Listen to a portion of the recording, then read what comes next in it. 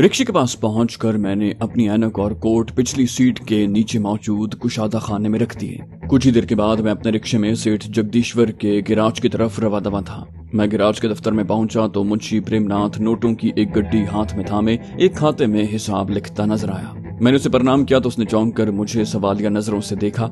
मैंने कुछ नोट उसकी तरफ बढ़ाते हुए कहा, आपके रिक्शे का आज का भाड़ा। मुंशी प्रेमनाथ ने नोट थामते हुए हैरत भरे लहजे में कहा, ये कौन से रिक्शे या टैक्सी का भाड़ा है महाशय? मैं तो आपको जानता ही नहीं, ना ही आपको कोई रिक्शा या टैक्सी भाड़े पर दिया है। उसकी बात सुनकर मुझे अपनी अजीमुशान हिमाकत का एहसास हुआ। नईम इकबाल, शमशाद भट्ट और सरदार जासूस के बखेड़ों में दिमाग उलझा होने की वजह से मैं भूल ही गया था कि मैंने वो शक्ल और हुलिया बदल लिया है जिसके साथ मैं रिक्शा भाड़े पर लेने के लिए मुंशी प्रेमनाथ के पास आया था। मुझे फौरी तौर पर अपनी गलती संभालना थी। मैंने महज लम्हा भर में हल सोच लिया और दोस्ताना लहजे में कहा, आप बिल्कुल ठीक कह रहे हैं मुंशी बाबू। आपने ये रिक्शा मुझे नहीं बल्कि मेरे मित्र संपत चौहान को भाड़े पर दिया था। दरअसल संपत को आज सुबह सवेरे तार मिला था कि पानीपत में उसकी माता बहुत बीमार है, इसलिए वो तुरंत बस अड्डे की तरफ चला गया। भगवान जाने कितने दिन के बाद उसकी वापसी होगी, इसलिए उसने भाड़ा मुझे देकर रिक्शा पहुंचाने को कहा था। मुंशी प्रेमनाथ ने मेरी वजाहत सुनकर हाँ में सर हिलाया और फिर खाते में संपत चौहान से वसूल करदा भाड़ा दर्ज करने लगा। मैं इस दौरान में मजीद कुछ कहे सुने बगैर वहां से निकल आया। कुछ आगे बढ़ने के बाद मुझे एक ऑटो रिक्शा मिल गया। मैंने उसे शमशाद भट्ट के ठिकाने के करीब वाली एक सड़क तक पहुंचाने को कहा। कोई आधे घंटे के सफर के बाद मैं अपनी मंजिल के करीब पहुंच गया। मैं टहलता हुआ शमशाद भट्ट के घर की अकबी गली के कोने पर पहुंचा तो देखा कि मेरे मेजबान की गाड़ी अपनी जगह मौजूद नहीं है। अगरचे मेरे पास घर की कुंजियां मौजूद थीं, ताहम इस दौरान में मेरे जहन में कुछ ऐसे खदशात पैदा हो चुके थे जिनकी तस्दीक या तरदीद के बगैर शमशाद भट्ट के घर में दाखिल होना नहीं चाहता था। थोड़ी सी तलाश के बाद मुझे एक ऐसा ठिकाना मिल गया जहां मैं कुछ वक्त गुजार सकता था और अपने दिल में पनपने वाले अंदेशों के दुरुस्त या गलत होने का बखूबी अंदाजा भी लगा सकता था। ये एक चाय खाना था जिसका हजम तो छोटा था, ताहम बाहर सड़क किनारे कुर्सियां और मेजें लगाकर उसने अच्छे खासे लोगों की बैक वक्त मेजबानी का बंदोबस्त कर रखा था। उसने सड़क किनारे मौजूद धूल मिट्टी बिठाने के लिए शायद कुछ ही देर पहले छिड़काव किया था, लिहाजा मैंने बाहर बिछी एक कुर्सी संभाली तो गीली मिट्टी की महक ने इस्तकबाल किया। उस नशिस्त का इंतखाब मैंने देखभाल कर किया था और उसकी खास बात यह थी कि वहां से मुझे दोनों अतराफ से सड़क दिखाई दे रही थी और मुझे शमशाद भट्ट की गाड़ी दूर ही से नजर आ जाती और तंग अकबी गली में मुड़ने तक मुसलसल मेरी नजर रहती। कुछ ही देर में चाय खाने का खादिम हाजिर हो गया। मैंने उसे चाय और कुछ नान खताइयां लाने को कहा। चाय तो खैर मुनासिब थी मगर नान खताइयां बस ठीक थी। मैंने 4 में से 2 तश्तरी में ही छोड़ दी। इस दौरान में कितने ही दिनों के बाद अपने घर वालों, दिलबर जान कराची और प्यारे वतन की याद ने यकलख्त और काफी शिद्दत से दिल पर यलगार कर दी। बेख्तियार जी चाहा कि शमशाद भट्ट से मुलाकात होते ही नईम इकबाल को पैगाम भिजवाऊं कि बस अब मेरी वापसी का बंदोबस्त करें या मुझे इजाजत दें कि मैं खुद कोई मुनासिब रास्ता निकालता हूँ। इससे पहले कि मैं जज्बात की रौ में बह जाता, मुझे दूर से शमशाद भट्ट वाली गाड़ी से मुशाबे एक गाड़ी अपनी तरफ बढ़ती नजर आई। मैंने अपनी सारी तवज्जो उस तरफ मबजूल कर दी। मुझे जानने में ज्यादा मुश्किल पेश नहीं आई कि वो मेरी मतलूबा गाड़ी ही थी। फिर मैंने शमशाद भट्ट को शक्ल से भी पहचान लिया। अगरचे वो उस चाय खाने की तरफ मुतवज्जे भी होता तो मेरा फौरी तौर पर उसकी नजरों में आना मुश्किल था। अलबत्ता मेरी नजरें अब उसी तरफ का जायजा ले रही थी। ये अलग बात है कि अब मैं शमशाद भट्ट की गाड़ी का नहीं बल्कि उसके अकब में आगे बढ़ते ट्रैफिक का बगौर जायजा ले रहा था। शमशाद भट्ट की गाड़ी करीब आती गई मगर मेरी नजरें बदस्तूर उसके ताक़ुब में लगी किसी कार या मोटरसाइकिल की तलाश में लगी रहीं, मगर मैं कोशिश के बावजूद कोई मशकूक कार या मोटरसाइकिल तलाश न कर सका। ताहम मैं अभी इत्मीनान का सांस नहीं ले सकता था। हो सकता है शमशाद भट्ट का पीछा करने वाला खुद सरदार जी कप्तान या उस जैसा ही घाघ खुफिया का कारिंदा हो जो एहतियातन खातिर खा फासला रख कर ताक़ुब में आ रहा हो। ताहम मुझे इत्मीनान था कि कोई भी निगरानी अपनी तमाम तर होशियारी के बावजूद मेरी नजरों में आने से नहीं बच सकता।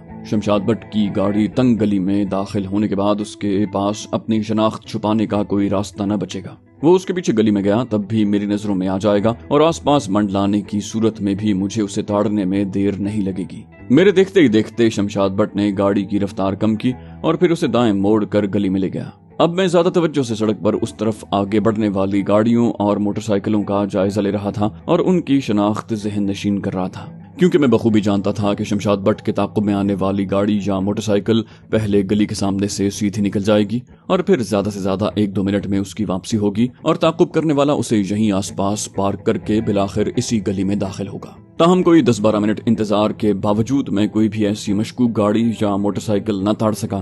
مزید 5-7 منٹ میں مجھے یقین ہو چلا تھا کہ شمشاد بٹ کسی کو پیچھے لگا کر نہیں لایا۔ مزید انتظار بے سود سمجھ کر میں بل ادا کر کے چائے خانے سے اٹھ کھڑا ہوا۔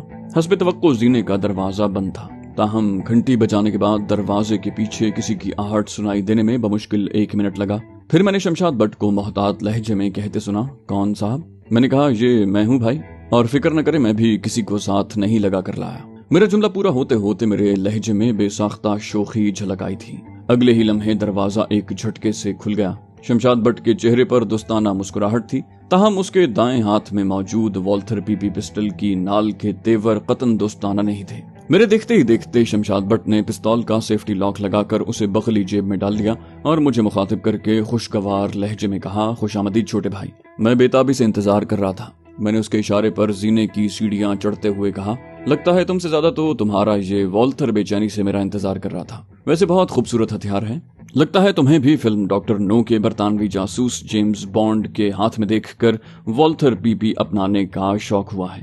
میری بات سن کر شمشاد بٹ نے قہقہ لگایا اور بولا، ہو سکتا ہے واقعی یہ والتھر اسی فلم کو دیکھ کر خریدا گیا ہو، مگر میں یقین سے نہیں کہہ سکتا کیونکہ مجھ تک تو صاحب لوگوں کی طرف سے منتقل ہوا ہے، مگر یہ مجھے بھی بہت پسند آیا کیونکہ اسے چھپانا بہت آسان ہے۔ جیب میں ڈالنے کے بعد اسے ٹٹولے بغیر اس کی موجودگی کا پتہ نہیں چلتا، جبکہ کام یہ پورا دکھاتا ہے، نشانہ اچوک اور مار بہترین۔ میں نے اس کی تائید کی۔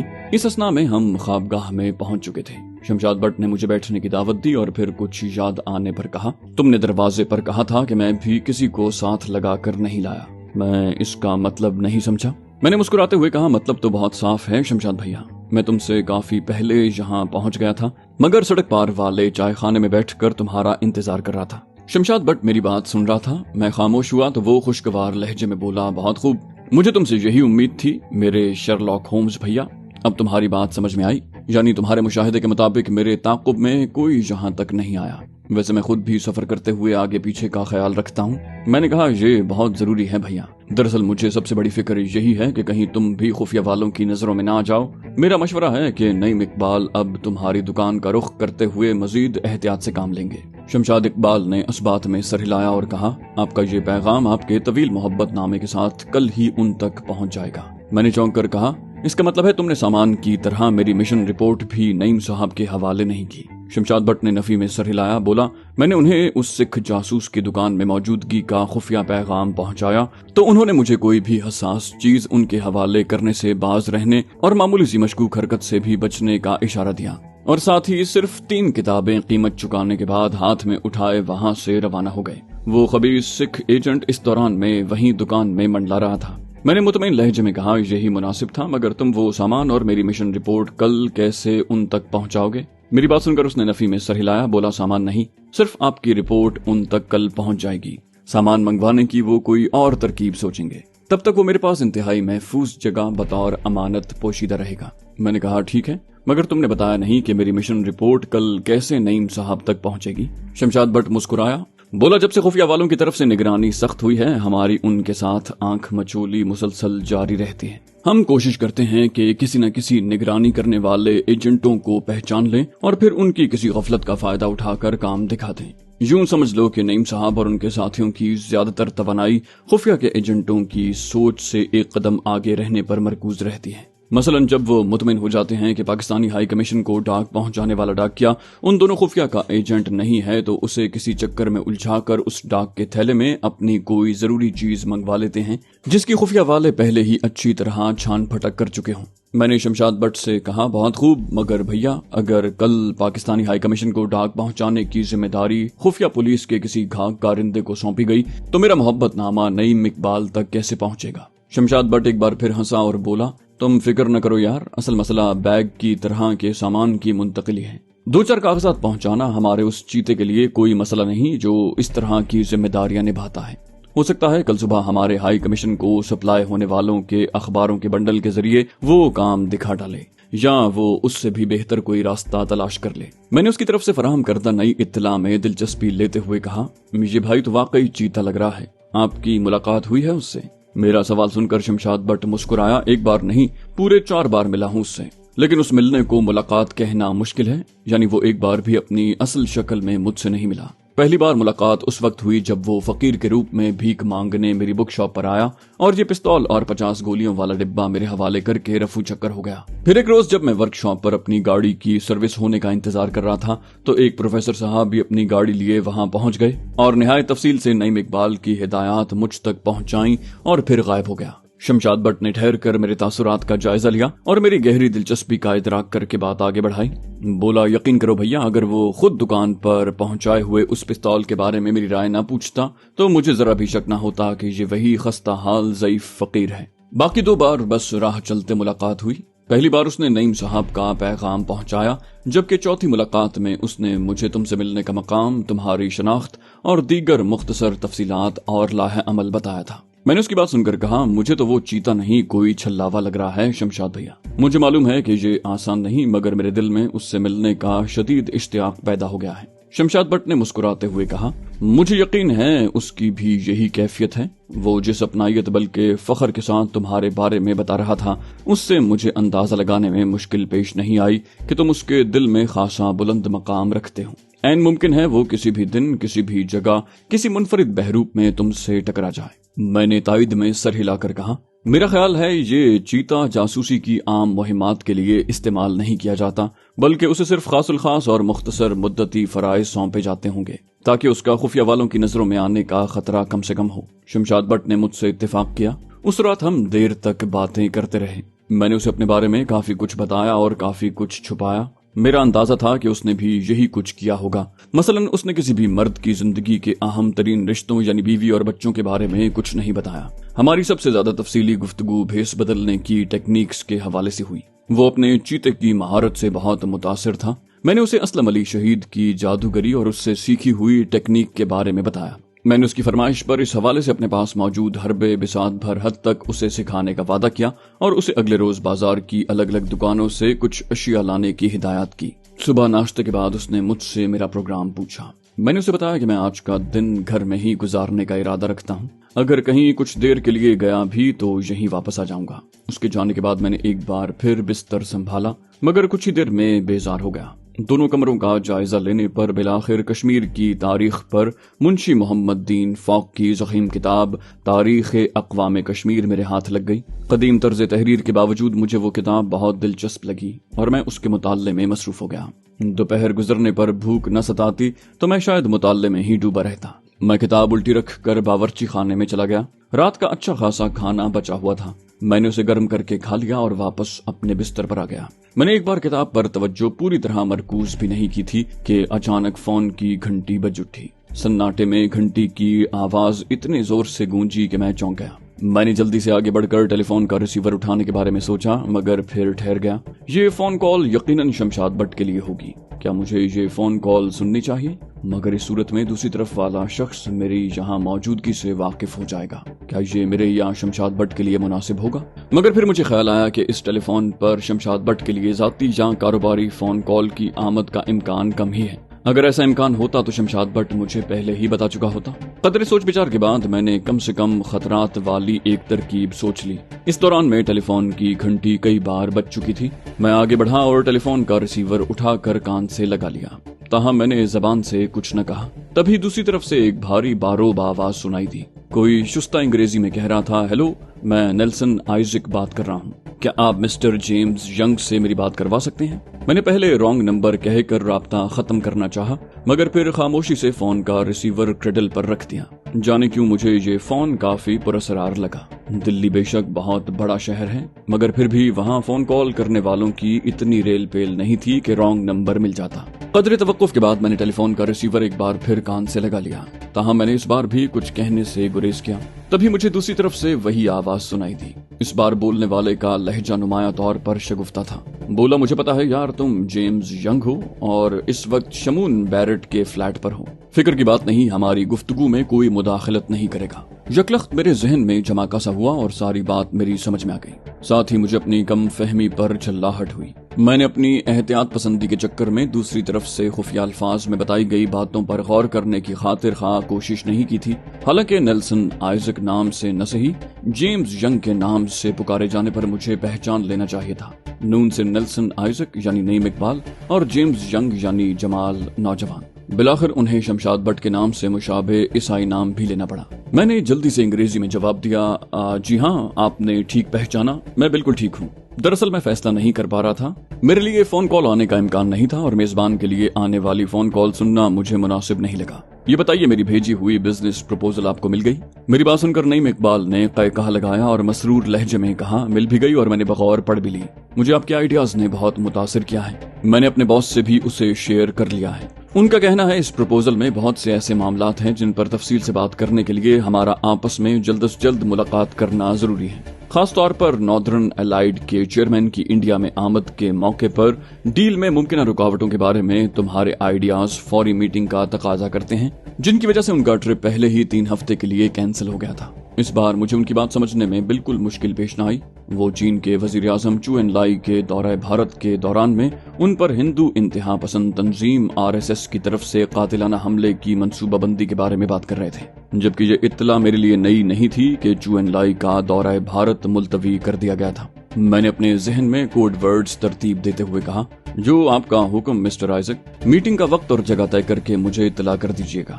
دوسری طرف سے کہا گیا، آپ فکر نہ کریں مسٹر ینگ، کل تک آپ کو ساری تفصیلات مل جائیں گی. میں نے کہا، بالکل ٹھیک مسٹر آئزک، میرے لیے کوئی اور حکم ہو تو وہ بھی بتا دیجیے.